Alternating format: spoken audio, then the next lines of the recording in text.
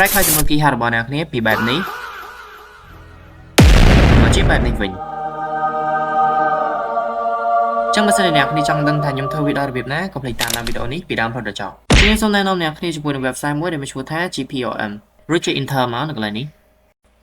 អ្នកគ្នាប្រកាសជាឃើញជាមួយនឹង website មួយដែលមានឈ្មោះថា GPRM នៅខាងលើនេះហើយចឹងសូមអ្នកគ្នាចុចទៅកាន់ GPRM នេះមក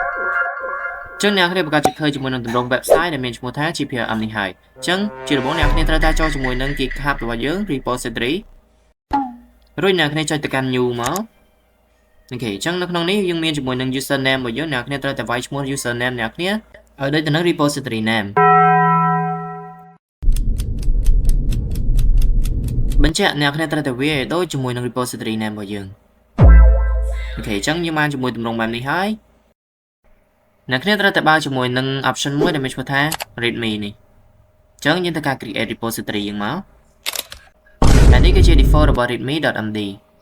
អ្នកគ្នាកុំភ្លេចធ្វើការចុចទៅកាន់ readme.md នេះមកអូខេអញ្ចឹងវានឹងឃើញទម្រង់បែបនេះអ្នកគ្នាកុំភ្លេចធ្វើការចុចទៅកាន់ code នេះមករួចអ្នកគ្នាចុច edit នៅកន្លែងនេះមកអូខេអញ្ចឹងវានឹងបង្ហាញ source code របស់យើងអ្នកគ្នាចូលទៅកាន់ website មួយដែលយើងបានបើកមុននឹងមកអញ្ចឹងចំពោះកន្លែងនេះអ្នកគ្នាត្រូវតែដាក់ជាមួយនឹងឈ្មោះដែលដូចទៅនឹង repository របស់យើងសូមបញ្ជាក់ផងដែរថាអ្នកគ្នាត្រូវតែដាក់ជាមួយនឹងឈ្មោះឲ្យដូចជាមួយនឹង GitHub name របស់យើងអញ្ចឹងយើងត្រូវការចុច enter មកចឹងចំពោះកន្លែងនេះអ្នកគ្នាអាចធ្វើការដាក់ជាមួយនឹង information របស់អ្នកគ្នាបានអញ្ចឹងខ្ញុំសូមដាក់ជាមួយនឹង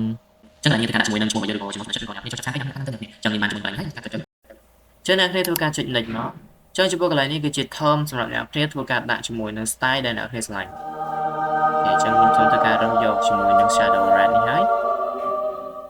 អានេះអ្នកគ្នាអាចធ្វើការ customize អីក៏បានដែរចឹងអ្នកគ្នាចុច next មកចឹងចំពោះកន្លែងនេះអ្នកគ្នាអាចធ្វើការ add ជាមួយនឹង social media របស់អ្នកគ្នាបន្ថែមបាននៅកន្លែងនេះរួចចេញ next មកអូខេមកដល់កន្លែងនេះគឺជា programming language អ្នកគ្នាអាចធ្វើការ select ជាមួយនឹង programming អ្នកគ្នាដែលអ្នកគ្នាចង់ដាក់ទៅអញ្ចឹងខ្ញុំសូមធ្វើការ select ទាំងអស់ទៅខ្ញុំឧទាហរណ៍អ្នកគ្នាតិចអញ្ចឹងចំពោះ hosting អ្នកគ្នាអាចចេះអីគេអ្នកគ្នាអាចធ្វើការដាក់កន្លែងហ្នឹងបានហើយចំពោះ framework នេះអ្នកគ្នាអាចធ្វើការដាក់ជាមួយនឹងអីបានអ្នកគ្នាដែលអ្នកគ្នាចេះអូខេអញ្ចឹងខ្ញុំមក select អស់ហើយអញ្ចឹងចំពោះកន្លែងនេះគឺវាជា term មួយដែលអ្នកគ្នាចង់ដាក់វាថា border radius ឬក៏ flat អញ្ចឹងអ្នកគ្នាចុច next មក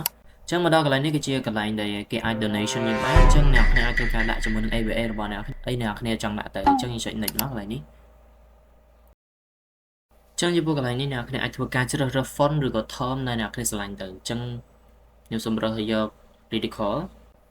រួចធ្វើការចុច next មកអូខេអញ្ចឹងនេះគឺជា information របស់អ្នកគ្នាដែលអ្នកគ្នាបាន select យកមុននឹងដែលវាមានរូបរាងនិង style បែបនេះអូខេជាបន្តទៅនេះយើងត្រូវការ copy code មកចឹងសូមអ្នកគ្នាបើកទៅកាន់ GitHub របស់យើងមុននឹងមករួចអ្នកគ្នា Ctrl A ហើយ paste យកតែម្ដងចឹងនេះគឺជា code readme ដែលយើងបានធ្វើការ config មុននឹងចឹងអ្នកគ្នា complete ធ្វើការចុចទៅកាន់ពាក្យថា commit change នេះមកអ្នកគ្នាធ្វើការចុច commit change នេះមកវានឹងធ្វើការ save auto ហើយចឹងនេះគឺជា information ដែលយើងបានធ្វើការរើសមុននឹងចឹងវាគឺជាចំណុចសំខាន់ដែលអ្នកគ្នាអាចធ្វើការដាក់ជាមួយនឹង profile អ្នកគ្នាឲ្យមើលទៅមានគុណភាពចឹងវីដេអូរបស់យើងមានតែប៉ុណ្្នឹងទេយើងជួបគ្នានៅក្នុងវីដេអូក្រោយ